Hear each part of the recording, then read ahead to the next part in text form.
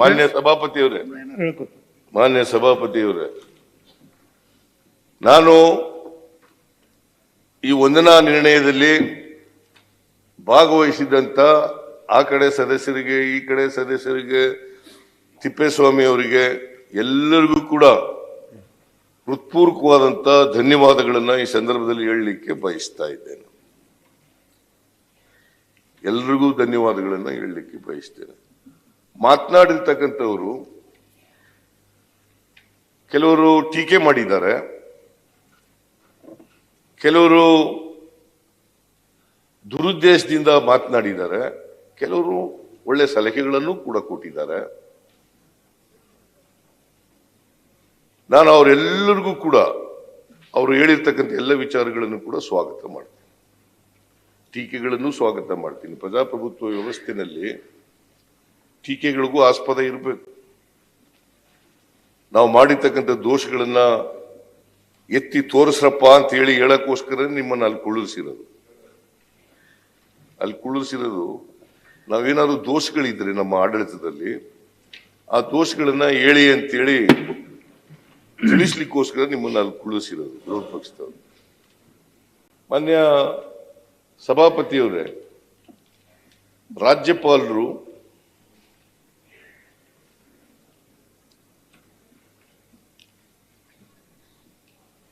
ನಾವು ನಮ್ಮ ಸರ್ಕಾರದ ಬಗ್ಗೆ ಸದಾಭಿಪ್ರಾಯವನ್ನ ವ್ಯಕ್ತ ಮಾಡಿದ್ದಾರೆ, ಸತ್ಯವನ್ನ ಹೇಳಿದ್ದಾರೆ. ಅದಕ್ಕಾಗಿ ರಾಜ್ಯಪಾಲರಿಗೆ ಸರ್ಕಾರದ ಪರವಾಗಿ ನಮ್ಮೆಲ್ಲ ಸದಸ್ಯರ ಪರವಾಗಿ ವಿಶೇಷವಾದಂತ ಕೃತಜ್ಞತೆಗಳನ್ನು ಸಲ್ಲಿಸಲಿಕ್ಕೆ ಬಯಸ್ತಾ ಇದ್ದೀನಿ. ಯಾಕಂದ್ರೆ ಸಾಮಾನ್ಯವಾಗಿ ರಾಜ್ಯಪಾಲರು ಅವ್ರ ಮೂಗ್ನಿ ಪಕ್ಕದ ರಾಜ್ಯಗಳಲ್ಲಿ ನಾವು ನೋಡ್ತಾ ಇದ್ದೀವಿ. ಪಕ್ಕದ ರಾಜ್ಯಗಳು ತಮಿಳುನಾಡು ಇರ್ಬೋದು, ಕೇರಳ ಇರ್ಬೋದು, ತೆಲಂಗಾಣದಲ್ಲಿ ಇರ್ಬೋದು, ಎಲ್ಲ ರಾಜ್ಯಗಳಲ್ಲಿ ರಾಜ್ಯಪಾಲರು ಭಾಷಣ ಅವ್ರ ಮೂಗುನ್ಯಾರಕ್ಕೆ ಮಾತಾಡ್ತಾರೆ ಅಥವಾ ಅವರ ಅಭಿಪ್ರಾಯನೇ ವ್ಯಕ್ತ ಮಾಡಲಿಕ್ಕೆ ಪ್ರಯತ್ನ ಮಾಡ್ತಾರೆ, ಅಥವಾ ಸದನದಿಂದಲೇ ಹೊರಗಡೆ ಹೊರಟೋಗ್ತಾರೆ. ಇದನ್ನ ತಮಿಳುನಾಡಿನ ರಾಜ್ಯಪಾಲರು ಇರ್ಬೋದು, ಕೇರಳದ ರಾಜ್ಯಪಾಲರು ಇರ್ಬೋದು. ಆದರೆ ನಮ್ಮ ರಾಜ್ಯಪಾಲರು, ಕರ್ನಾಟಕದ ರಾಜ್ಯಪಾಲರು ನಮ್ಮ ಆಡಳಿತವನ್ನು ನೋಡಿದ್ದಾರೆ, ನಮ್ಮ ಕಾರ್ಯಕ್ರಮಗಳನ್ನು ನೋಡಿದ್ದಾರೆ. ಆದ್ರಿಂದ ಅವು ಸತ್ಯವಾಗಿದ್ದಾವೆ ಹೇಳಿರ್ತಕ್ಕಂಥದ್ದು, ಆಡಳಿತ ಜನಪರವಾಗಿ ನಡೆಸ್ತಾ ಇದ್ದಾರೆ ಹೇಳಿರ್ತಕ್ಕಂಥ ಭರವಸೆ, ನಾವು ಗ್ಯಾರಂಟಿಗಳು ಅವೆಲ್ಲವೂ ಕೂಡ ಸತ್ಯವಾಗಿದ್ದಾವೆ ಅಂತೇಳಿ ಅವರು ಭಾಷಣ ಮಾಡಿದ್ದಾರೆ. ಸೊ ಇದನ್ನ ಏನ್ ತೋರಿಸುತ್ತೆ ಅಂತಂದ್ರೆ, ಅವರು ಸಂವಿಧಾನದ ಗಾಂಭೀರ್ಯವನ್ನ, ಘನತೆಯನ್ನ, ಅವರ ಸ್ಥಾನದ ಗೌರವವನ್ನ ಎತ್ತಿಡಿತಕ್ಕಂಥ ಪ್ರಯತ್ನವನ್ನ ಮಾನ್ಯ ರಾಜ್ಯಪಾಲರು ಮಾಡಿದ್ದಾರೆ ಅಂತಕ್ಕಂಥ ಮಾತುಗಳನ್ನ ಈ ಸಂದರ್ಭದಲ್ಲಿ ಹೇಳಲಿಕ್ಕೆ ಬಯಸ್ತಾ ಇದ್ದಾರೆ. ಅದಕ್ಕೇನೆ ಈ ಸಾರಿ ಅವರು ಜನರ ಮುಂದೆ, ಈ ನಾಡಿನ 7 ಕೋಟಿ ಜನರ ಮುಂದೆ, ಮಾಧ್ಯಮದವರ ಮುಂದೆ ಸರ್ಕಾರದ ನಿಲುವುಗಳನ್ನ, ಅದು ರಾಜಕೀಯವಾಗಿರ್ಬೋದು, ಸಾಮಾಜಿಕವಾಗಿರ್ಬೋದು, ಆಮೇಲೆ ನೀತಿಯನ್ನ, ಮುನ್ನೋಟವನ್ನ, ಸರ್ಕಾರದ ಮುನ್ನೋಟವನ್ನ ಬಹಳ ಸ್ಪಷ್ಟವಾಗಿ ಜನರ ಮುಂದೆ ಇಡ್ತಕ್ಕಂಥ ಪ್ರಯತ್ನವನ್ನ ಮಾಡಿದ್ದಾರೆ. ಅದಕ್ಕೋಸ್ಕರ ಜನರಿಂದ, ಮಾಧ್ಯಮದಿಂದ ಅವರ ನಡ್ಕೊಂಡಂತ ರೀತಿಯ ಬಗ್ಗೆ ಪ್ರಶಂಸೆ ಬಂದಿದೆ ಅಂತಕ್ಕಂಥದನ್ನ ಹೇಳಲಿಕ್ಕೆ ಬಯಸ್ತಾ ಇದ್ದೆ. ಪ್ರಶಂಸೆ ಬಂದಿದೆ, ಹೊಗಳಿಕೆ ಬಂದಿದೆ. ಅವರ ನಿಲುವನ್ನ ಸಮರ್ಥಿಸಿ ಅವರಿಗೆ ಅಭಿನಂದನೆಗಳನ್ನು ಹೇಳ್ತಕ್ಕಂಥ ಕೆಲಸವನ್ನ ಮಾಡಿದ್ದಾರೆ ಅಂತಕ್ಕಂಥದ್ದನ್ನ ಈ ಸಂದರ್ಭದಲ್ಲಿ ಈ ಸದನಕ್ಕೆ ತಿಳಿಸ್ತಕ್ಕಂಥ ಕೆಲಸವನ್ನು ಮಾಡಿದ್ದೇನೆ. ಮಾಧ್ಯಮದವರು, ಮಾನ್ಯ ಅಧ್ಯಕ್ಷರೇ, ಮಾಧ್ಯಮದವರು, ಯಾಕಂದ್ರೆ ಇವರು ಎಲ್ಲ ಹೆಚ್ಚು ಕಡಿಮೆ ಅಸೆಂಬ್ಲಿಯವರು, ಇಲ್ಲಿರೋರು ಎಲ್ಲ ಕೂಡ ಭಾರತೀಯ ಜನತಾ ಪಕ್ಷದ ಸದಸ್ಯರು ಮತ್ತೆ JDS ಸದಸ್ಯರು.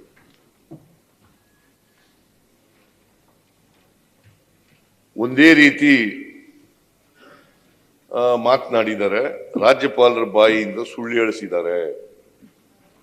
ಹೇಳಿಸಿದ್ದಾರೆ, ಅಸತ್ಯಗಳನ್ನು ನುಡಿಸಿದ್ದಾರೆ, ಅವರ ಒಳ್ಳೆತನವನ್ನ ದುರ್ಬಳಕೆ ಮಾಡ್ಕೊಂಡಿದ್ದಾರೆ ಅಂತೆಲ್ಲ ಹೇಳಿದ್ದಾರೆ. ನಾವು ಸತ್ಯವನ್ನೇ ನಾವು ಏನು ಹೇಳಿದ್ದೀವಿ, ರಾಜ್ಯಪಾಲರು ಅದನ್ನ ಪ್ರಸ್ತಾಪಿಸಿದ್ದಾರೆ. ನಾವೇನು 5 ಗ್ಯಾರಂಟಿಗಳನ್ನ ಜಾರಿ ಮಾಡಿದ್ದೀವಿ ಅದನ್ನೇ ಪ್ರಸ್ತಾಪ ಮಾಡ್ತೇವೆ. ಸರ್ಕಾರದ ನೀತಿ ಏನು, ನಮ್ಮ ಮುನ್ನೋಟ ಏನು ಅಂತಕ್ಕಂಥದ್ದನ್ನ ಸ್ಪಷ್ಟ ಮಾಡಿದ್ದಾರೆ. ಅದನ್ನೇ ಮಾನ್ಯ ಅಧ್ಯಕ್ಷರೇ, ಸಂಯುಕ್ತ ಕರ್ನಾಟಕದವರು ಒಂದು ಎಡಿಟೋರಿಯಲ್ ಅನ್ನು ಬರೆದಿದ್ದಾರೆ. ಎಡಿಟೋರಿಯಲ್ ಬರೆದಿದ್ದಾರೆ. ನಾನು ಎಲ್ಲನೂ ಓದಕ್ಕೆ ಹೋಗಲ್ಲ, ಸ್ವಲ್ಪ ಮಾತ್ರ ಓದ್ತೀನಿ. ಸಾಮಾನ್ಯವಾಗಿ ರಾಜ್ಯಪಾಲರ ಭಾಷಣಗಳು ಇತ್ತೀಚಿನ ವರ್ಷಗಳಲ್ಲಿ ಶುಷ್ಕ ಭಾಷಣಗಳಾಗಿ ರೂಪುಗೊಳ್ಳಲು ಮುಖ್ಯವಾದ ಕಾರಣ ಅನಿಶ್ಚಿತ ರಾಜಕೀಯ ಪರಿಸ್ಥಿತಿ ಇಲ್ಲವೇ ದೂರದೃಷ್ಟಿ ಇಲ್ಲದ ರಾಜಕೀಯ ಮುಖಂಡರ ನೇತೃತ್ವದ ಸರ್ಕಾರಗಳು. ಇದರಿಂದಾಗಿ ರಾಜ್ಯಪಾಲರ ಭಾಷಣಗಳಲ್ಲಿ ಕಳೆದ ವರ್ಷದಲ್ಲಿ ಸರ್ಕಾರಗಳು ಕೈಗೊಂಡಿರುವ ವಿವಿಧ ಅಭಿವೃದ್ಧಿ ಕ್ರಮಗಳ ಪಠಣಕ್ಕೆ ಮಾತ್ರ ಅವಕಾಶ ಇರುವುದು ಎಂದು ಕಾಣುತ್ತದೆ. ಇದನ್ನು ಬಿಟ್ಟರೆ ಮುಂದಿನ ನೋಟ ಕೊಡುವ ಸಂಗತಿಗಳು ಕಡಿಮೆ.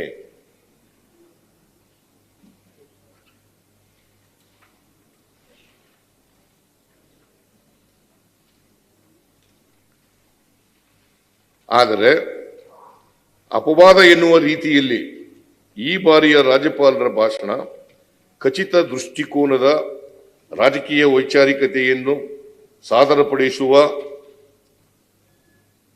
ಜೊತೆಗೆ ಆಡಳಿತದಲ್ಲಿ ನೆಮ್ಮದಿಯ ನಾಳೆಗಳನ್ನು ರೂಪಿಸಲು ಮುಂದಾಗಲು ಇರುವ ಕಾರಣಗಳನ್ನು ನಿರ್ದಿಷ್ಟವಾಗಿ ಪ್ರಸ್ತಾಪಿಸಿರುವುದು ನಿಜಕ್ಕೂ ಗಮನಾರ್ಹ.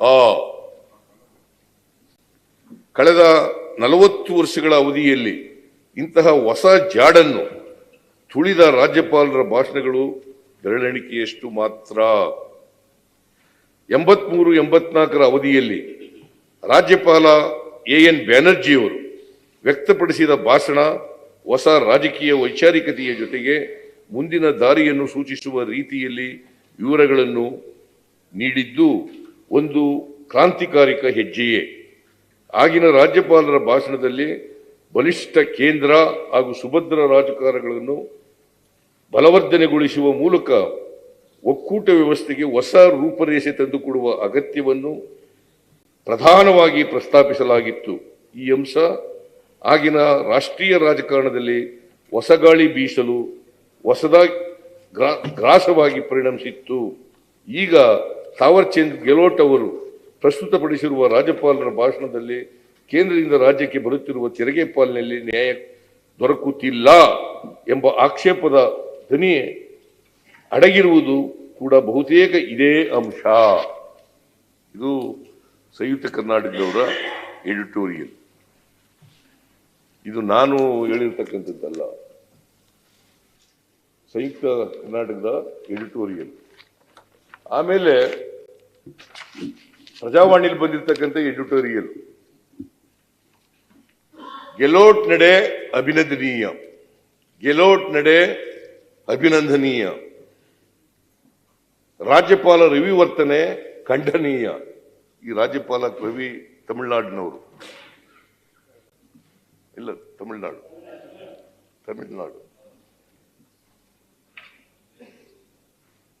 ಇವ್ರು ನಾನು ಹೇಳಿರೋದಲ್ಲ, ಪ್ರಜಾವಾಣಿಯವರು ಬರೆದಿರೋದು ಎಡಿಟೋರಿಯಲ್ ಇದು.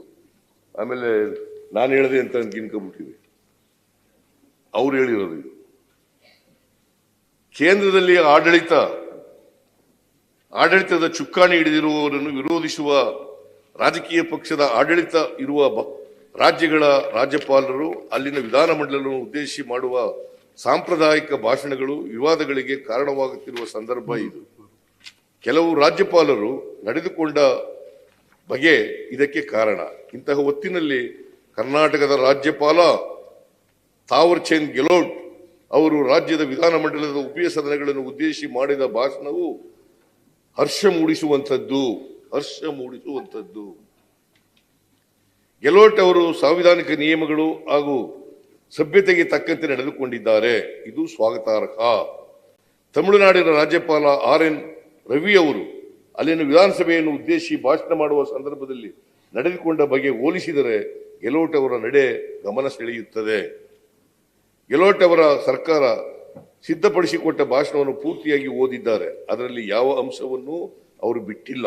ಆ ಭಾಷಣಕ್ಕೆ ಹೊಸದಾಗಿ ಅವರು ಏನನ್ನೂ ಸೇರಿಸುವ ಕೆಲಸ ಮಾಡಿಲ್ಲ. ಅಲ್ಲದೆ ಭಾಷಣದಲ್ಲಿನ ವಸ್ತು ವಿಷಯಗಳ ಬಗ್ಗೆ ಯಾವ ಹೇಳಿಕೆಯನ್ನೂ ಅವರು ನೀಡಿಲ್ಲ. ಗೆಹ್ಲೋಟ್ ಅವರ ನಡೆಯಲ್ಲಿ ಕಪಟ ಇರಲಿಲ್ಲ. ರಾಜ್ಯದ ಸರ್ಕಾರದ ಗ್ಯಾರಂಟಿ ಯೋಜನೆಗಳ ಬಗ್ಗೆ ಅದರ ಪರಿಣಾಮಗಳ ಬಗ್ಗೆ ಮೆಚ್ಚುಗೆಯು ಭಾಷಣದಲ್ಲಿ ಇತ್ತು. ಕೇಂದ್ರ ಸರ್ಕಾರದ ನೀತಿಗಳ ವಿಚಾರವಾಗಿ ಟೀಕೆ ಕೂಡ ಈ ಭಾಷಣದಲ್ಲಿ ಇತ್ತು. ಇದು ಪ್ರಜಾವಾಣಿಯವರ ಎಡಿಟೋರಿಯಲ್. ಆಮೇಲೆ ಮಾನ್ಯ ಅಧ್ಯಕ್ಷರೇ, ಬೇರೆ ಪೇಪರ್ಗಳು ಅವರ ರಿಪೋರ್ಟ್ ಮಾಡುವಾಗ ಹೆಡ್ಲೈನ್ಸ್ನಲ್ಲಿ ಬರೆದಿದ್ದಾರೆ. ಏನಂತ ಬರೆದಿದ್ದಾರೆ ಅಂತಂದ್ರೆ,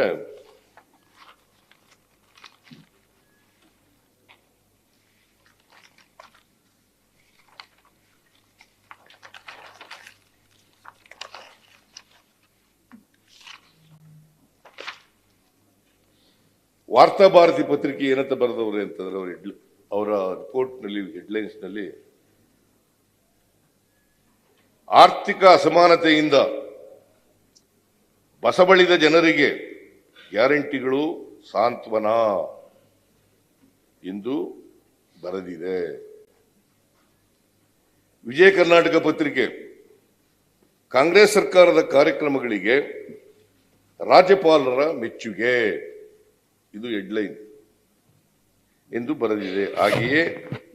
ಹಾಗೆಯೇ ತೆರಿಗೆಯ ಪಾಲು ಸಿಕ್ಕಿಲ್ಲ, ಅನುದಾನ ಬಂದಿಲ್ಲ, ಬರಕ್ಕೂ ನೆರವಿಲ್ಲ, ಕೇಂದ್ರದ 3 ಅನ್ಯಾಯ ಎಂದು ಇದೇ ಪತ್ರಿಕೆ ಪ್ರಸ್ತಾಪ ಮಾಡಿದೆ.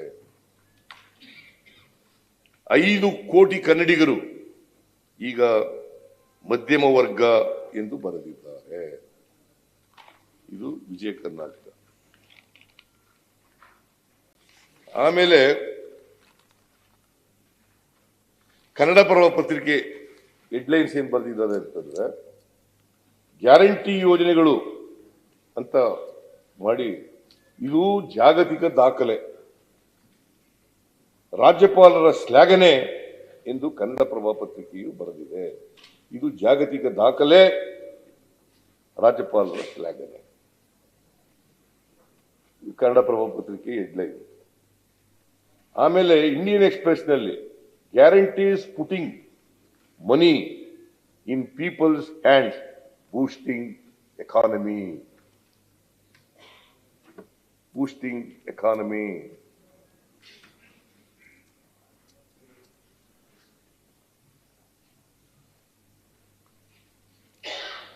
ಆಮೇಲೆ ಹಿಂದೂ ಪತ್ರಿಕೆಯವರು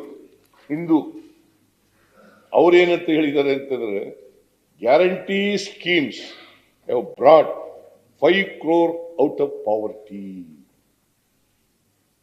ಇದು ನಾನು ಹೇಳಿರೋದಲ್ಲ, ಪತ್ರಿಕೆಯವರು ಅವರ ಹೆಡ್ಲೈನ್ಸ್ ನಲ್ಲಿ ಬರೆದಿರ್ತಕ್ಕಂಥದ್ದು. ಸಂಯುಕ್ತ ಕರ್ನಾಟಕ ಮತ್ತು ಪ್ರಜಾವಾಣಿ ಪತ್ರಿಕೆಯ ಎಡಿಟೋರಿಯಲ್ಗಳನ್ನು ಕೂಡ ಬರೆದಿದ್ದೀರಿ. So this is the opinion of the media. News first, ನಿರ್ಭೀತಿಯಿಂದ ನಿಮ್ಮ ಪರವಾಗಿ.